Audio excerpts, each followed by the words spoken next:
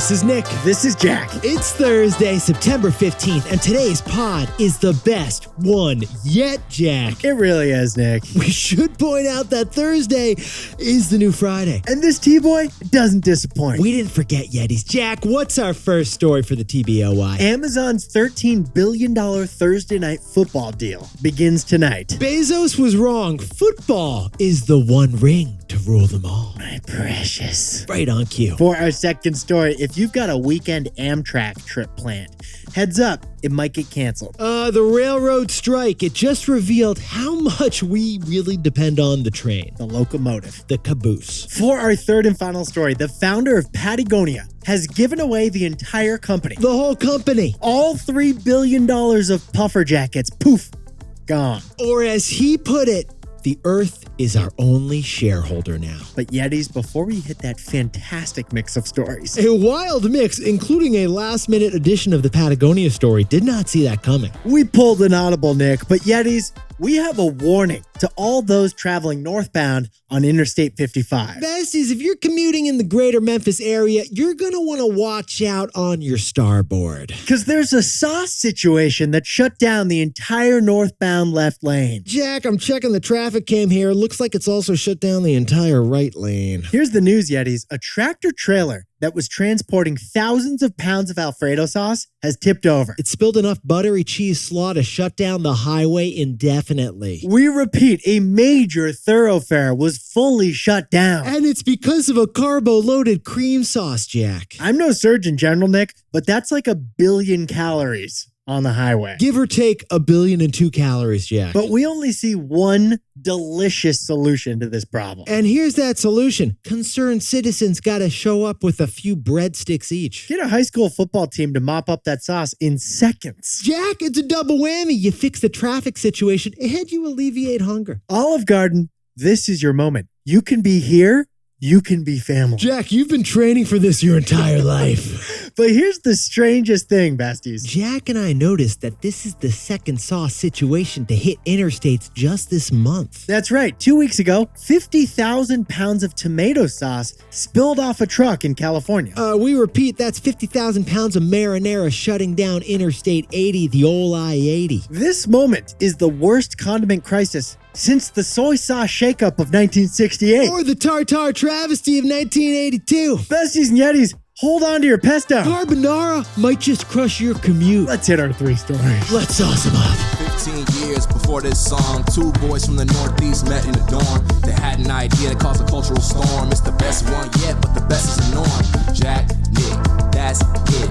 I don't even think they need to practice. 50%, that's a fat tip. T-Boy City on your at-list. If you know, cause we ready to go. We can't wait no more, so just start the show. Start the show. For our first story, Alexa, I said hot.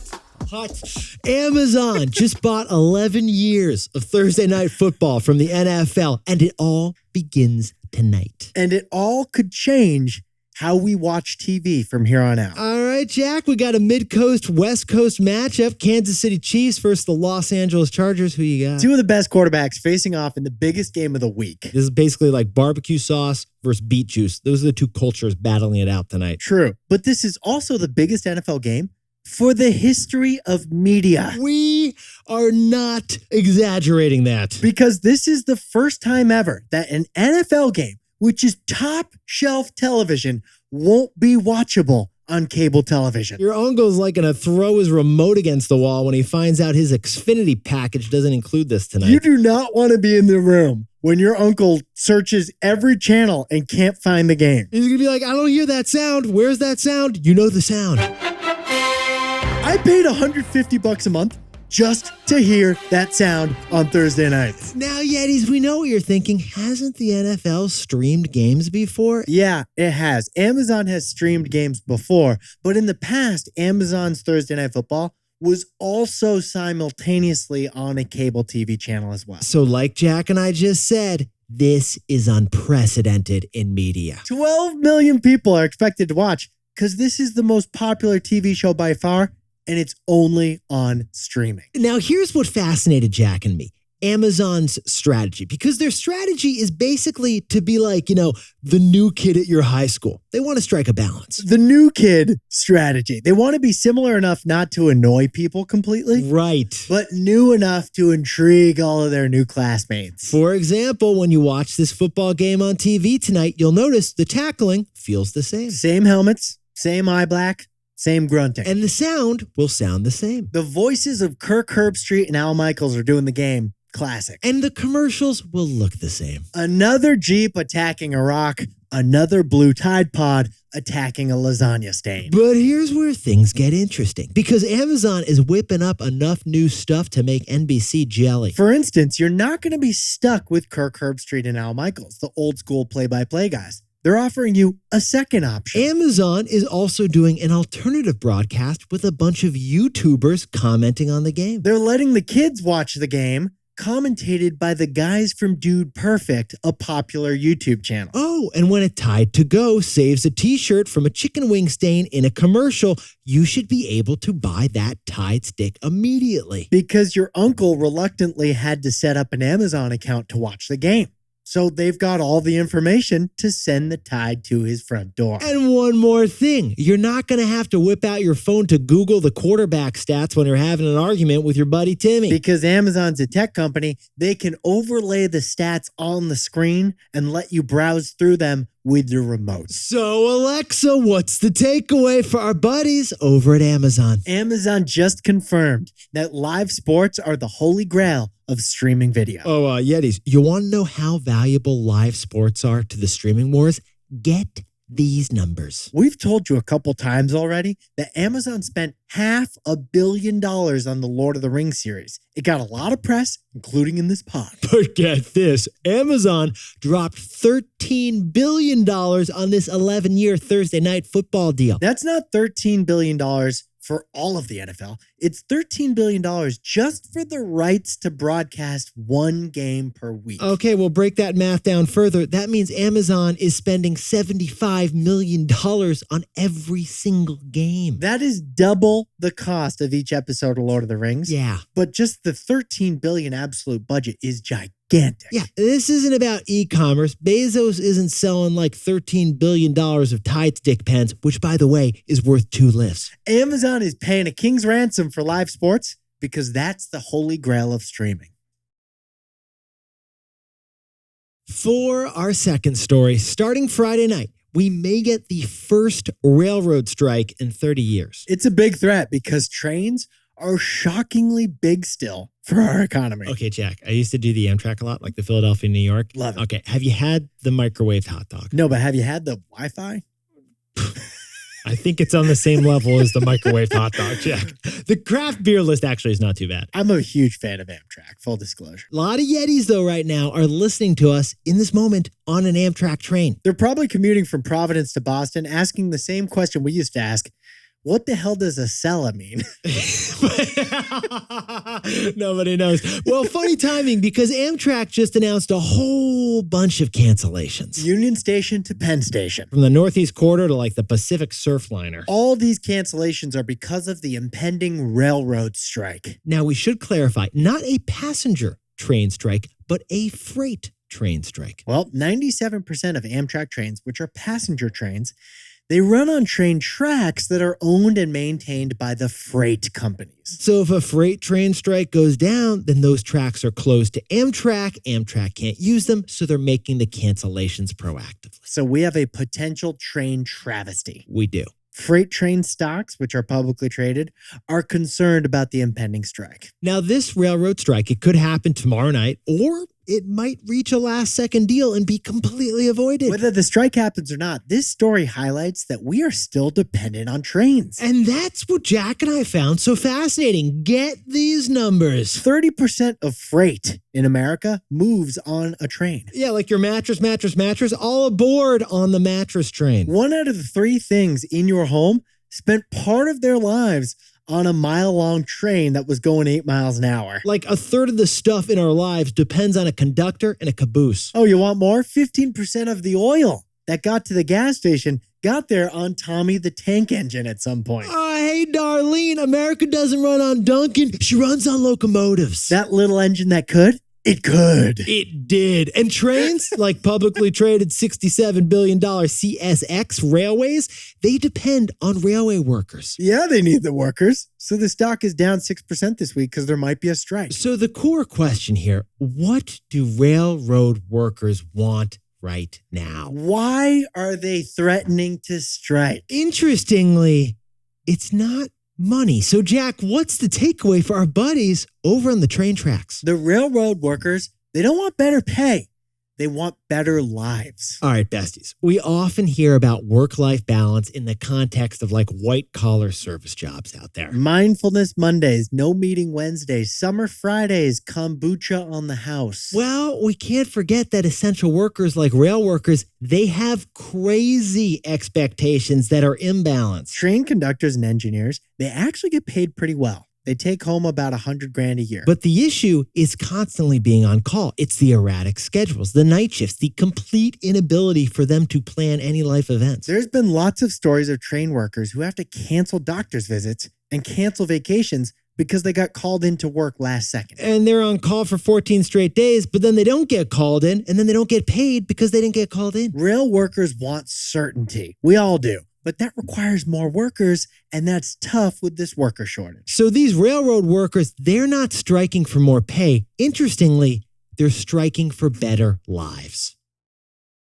Now, a word about our sponsor, Robinhood. A lot of Yetis don't realize how much prep work goes into this pod. We spend hours every morning jumping in T-Boy style to earnings reports, CEO tweets, breaking news headlines. Yeah, Jack and I are toggling tabs like you toggled IM convos in 2004. Having 8 tabs open can be stressful. You don't need that, especially when investing. Robinhood offers it all in one app. Whether you want to trade options, ETFs, or stocks through Robinhood Financial, Or you want to buy some Bitcoin on Robinhood Crypto. you can do it all on the Robinhood app. If you're not investing in Robinhood yet, to get started, go to Robinhood.com/Tboy and choose your free stock. That's Robinhood.com/TBOY. Limitations apply. Robinhood Financial LLC, member SIPC. All investments involve risk. By the way, this podcast is not owned or part of Robinhood, and we are not employees of Robinhood.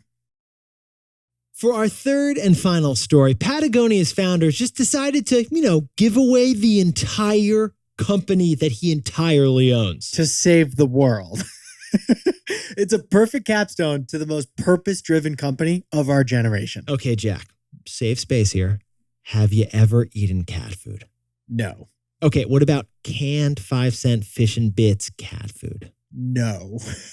I thought I had you with the fish and bits, maybe some slam and salmon. But you know who has, Jack?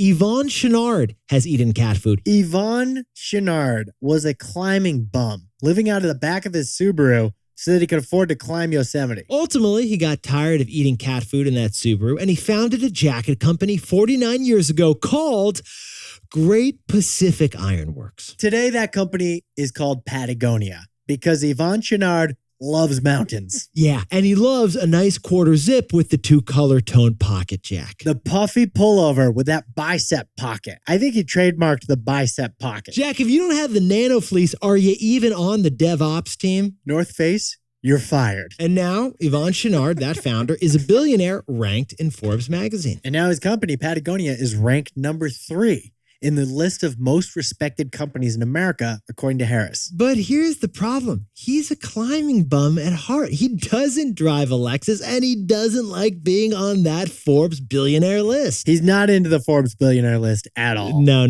So as of yesterday, Yvon Chouinard is no longer a billionaire because he chose not to be a billionaire. He voluntarily unbillionaired himself. Here's the news, Yetis. Chouinard, his wife, and his 2 kids just transferred away 100% ownership of Patagonia. This family owned the entire company.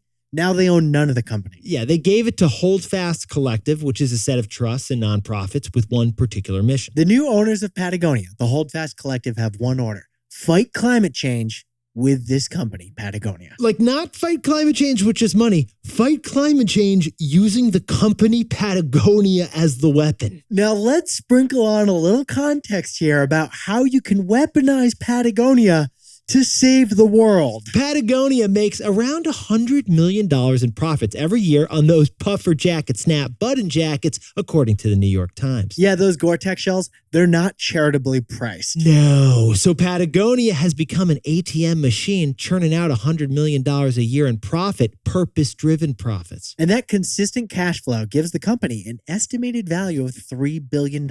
Okay, so just to repeat, Jack, Yvon Chouinard gave away $3 billion overnight. He voluntarily unbillionaired himself. Now, he could have IPO'd the Patagonia company, immediately becoming the darling stock of earth-loving investors. Or Chouinard could have sold Patagonia, guaranteeing his descendants a life of comfort for generations. But he didn't, and it's shocking, and it's unprecedented. But it's also not shocking at all that he did this. So, Jack, can you toss on that turtleneck and whip up the takeaways for our buddies over at Patagonia? There are mission statements, and then there are mission statements. Hold the Patagucci. Everything Patagonia does has one condition, and here it is. Use the business to protect nature. You must use the business to protect nature. Yeah, so Chouinard didn't IPO or sell the company because going public would have given up control of the company. And if he gave up control of the company, he couldn't guarantee that sacred condition of Patagonia. But with nonprofits in charge of Patagonia now, the mission to protect nature is legally secure. The Holdfast Collective must put the company's profits to work to try to save the planet. Specifically by fighting climate change and preserving the world's wildlands. The most purpose-driven company of our generation just made its mission statement a mission statement.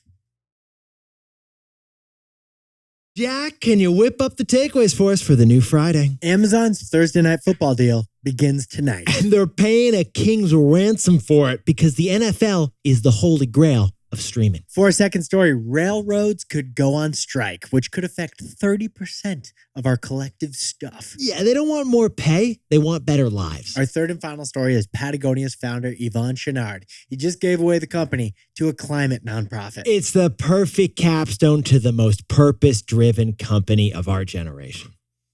Now, time for the best fact yet, which was sent in as a voicemail from Lisa Clark in lovely Seattle, Washington. Push and play. Here we go. The minimum average salary for the NFL is $705,000 a year. The average is over $2 million. The current highest paid player is Aaron Rodgers at $50 million. But it wasn't always like this. Players used to work second jobs in steel mills, on ranches, or as salesmen to put food on the table. And that doesn't even include the Aflac ads. Yeah, any NFLer taking a second job today, they're doing it for a passion project. It's a different kind of side hustle these days. Yetis, you look fantastic. And remember, if you want to help grow the T-Boy pod, all you got to do is turn to someone next to you today and say, hey, HYH TBOY. Have you had the best one yet? If you know, you know. Nick and I, we'll see you tomorrow. Can't wait.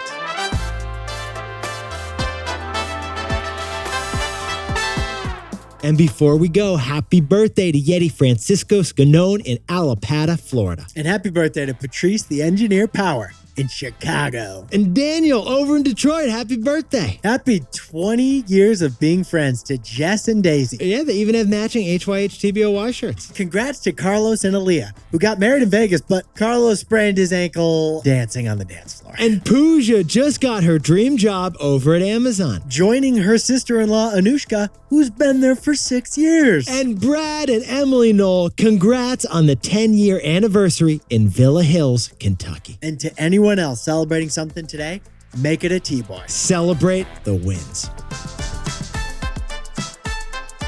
This is Jack. I own stock of Amazon, and Nick and I both own stock of Robinhood. Now, a word about our sponsor, Robinhood. A lot of you listen to our show while you're driving. 2 hands on the wheel. Keep it 10 and 2. You might be cruising, Chris. No rush. Stay in the right lane. Or you might be Darlene from Duncan, dotting from lane to lane. Yeah, there are different drivers on the road. There are different investors too. Maybe you're cruising down the long-term lane with stock investing, or maybe you're a more advanced full-speed trader. Well, the Robinhood app helps put you in the driver's seat wherever you're at in your investing journey. If you're not investing on Robinhood yet, to get started, go to Robinhood.com/T-Boy and choose your free stock. That's Robinhood.com/TBOY. Limitations apply. Robinhood Financial LLC, member SIPC, all investments involve risk. By the way, this podcast is not owned by or part of of Robinhood, and we are not employees of Robinhood.